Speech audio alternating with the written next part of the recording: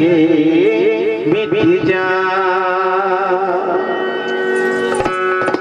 खबर मोरी ला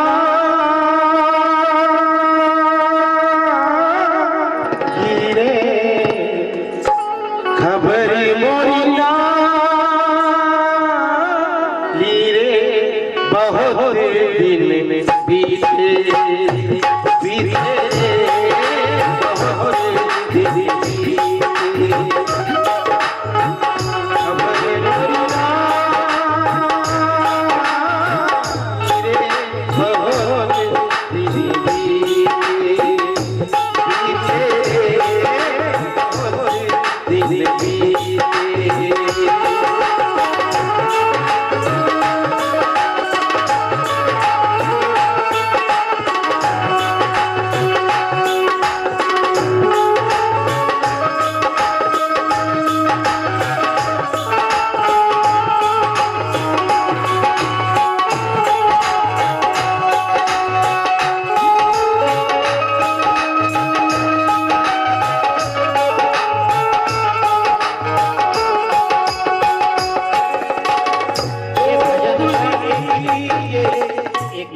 भजन का ये भजन का इतना सुंदर भाव है।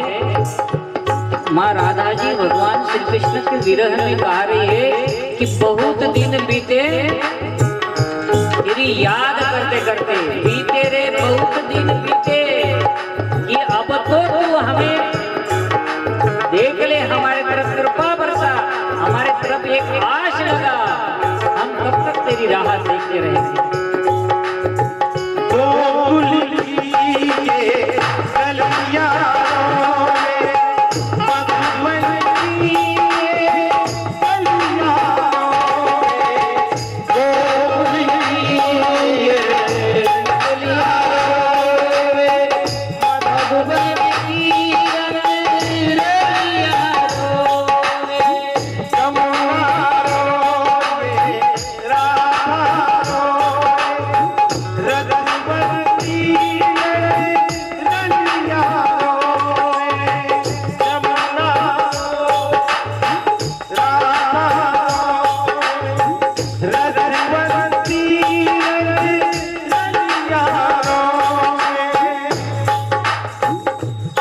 मेरे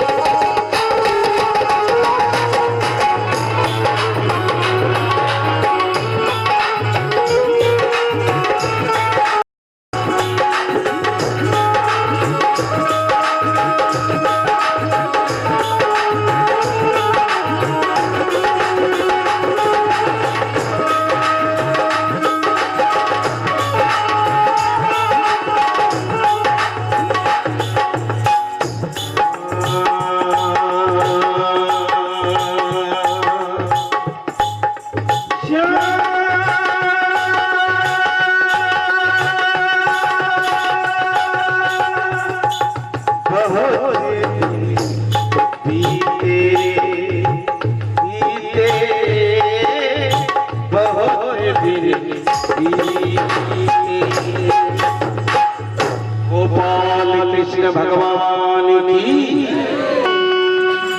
अब थोड़ा मैं बापूजी के बारे में आपको थोड़ा परिचय दे दूं। मेरे परम सदगुरु ब्रह्मलीन परम पूज्य संत श्री लक्ष्मण चैतन्य जी बापू, इनका जन्म स्थान रावर के पास में पाल है। वहीं पूज्य बापू जी का जन्म हुआ और छोटी सी उम्र में ही उनको भक्ति का बड़ा शौक था। वो बचपन में ही बाबा रामदेव जी की मिट्टी की मूर्ति बनाकर अपना जीवन की शुरुआत करते थे। स्कूल जाते थे, लेकिन स्कूल के किताब में भजन की किताब रहा करती थी उनके पास में। बाबा रामदेव जी के परम भक्त हुए बापू जी। तो चौथी तक बड़े मुश्किल से बापूजी ने अध्ययन किया स्कूल में। उनके सत्संग में कई बार बोला कि मैं 4.5 पढ़ा हूँ। तो इसी करते करते वो कुछ ही, शायद मुझे लगता है 12-15 साल की उम्र में ही घर छोड़ और पाल के बाजू में, मतलब पाल में ही एक टेकड़ी थी, वो टेकड़ी पर जाकर बैठ गए। पिताजी का बड़ा विरोध था, लेकिन माँ का आशीर्वाद था और कई वर्षों तक उन्होंने तपस्या करी महाराज। शायद मेरा सौभाग्य था कि मुझे 1984 में बापूजी का मुझे दर्शन हुआ। मेरा भी जन्म पाल गांव का ही है, तो वैसे बापूजी से संपर्क में आया क्योंकि मेरे बड़े भाई जो है बापूजी के अच्छे दोस्त थे और बाद में पिताजी भी बापूजी के भक्त बन गए। और इतना तपस्या किया उन्होंने, बहुत तीर्थ यात्रा करके तपस्या करके अपने परमात्मा की प्राप्ति कर दगड़ू जी बापू को सदगुरु के रूप में उन्होंने अपनाया। जैसे मैं आपके सामने अभी आमने बोल रहा हूँ, ऐसे उनके जीवन में बाबा रामदेव जी समय समय पर उनको सूचना दिया करते। देखिए सपने में हो या किसी के माध्यम से हो कि बेटा ऐसा नहीं, ऐसा करना है, ऐसा नहीं, ऐसे बापू जी के जीवन के बड़े बड़े चमत्कार हैं। मैंने आंखों से देखा है, मतलब कि बापूजी जिस गुफा में ध्यान के लिए जाते थे तो जहां उतरते थे वो सामने एक ऐसी एक सांप रहता था वहां पे, और वो सांप से भी कभी डरते नहीं थे। बापूजी सामने जाकर अपना ध्यान में मगन रहते थे। सांप भी उसका बेटा रहता था। वो गुफा में आप कहीं भी जाके बापूजी का पूरा सुन सकते हो। तो बापूजी का जीवन इतना तपस्या में गया है और अंत में जब उनको थोड़ा तकलीफ हुई तो वो पाल में अभी मंदिर बना हुआ है, मंदिर में उनकी समाधि की जगह वो खुद बना कर गए। देखिए आप सोचो कि इतने बड़े महापुरुष को पता था कि हम कुछ दिन बाद, कुछ महीने बाद ये शरीर नहीं रहेगा, तो मंदिर भगवान का ऊपर है और नीचे बापूजी की समाधि, उनका समाधि का जगह बनाकर वो चारुकेश्वर आश्रम, जो अपना ओंकारेश्वर के पास में एक आश्रम है, पूरे गांव की मीटिंग ली कि अब मुझे ये मेरा आखिरी 2-3 दिन यहाँ के लिए है, जिनको भी मिलना है आराम से मिलिए। अब मैं इसके बाद चारुकेश्वर आश्रम जाऊंगा और मेरा शरीर उधर छूटेगा। जिस दिन छूटेगा उसी दिन मुझे माँ नर्मदा जी में स्नान करवा कर एक रात चारुकेश्वर आश्रम रखना कि यहाँ के मेरे भक्तों का मेरा दर्शन अंतिम हो सके। दूसरे दिन चारुकेश्वर से निकले, जगह जगह रुकते हुए सबको दर्शन देते हुए पाल लाना, पाल में रात भर रखना और दूसरे दिन 11 बजे मेरी समाधि करना। तो बापूजी के जीवन में बहुत अनंत बापूजी के चमत्कार है। बापू जी का जीवन बड़ा तपस्यामय रहा है।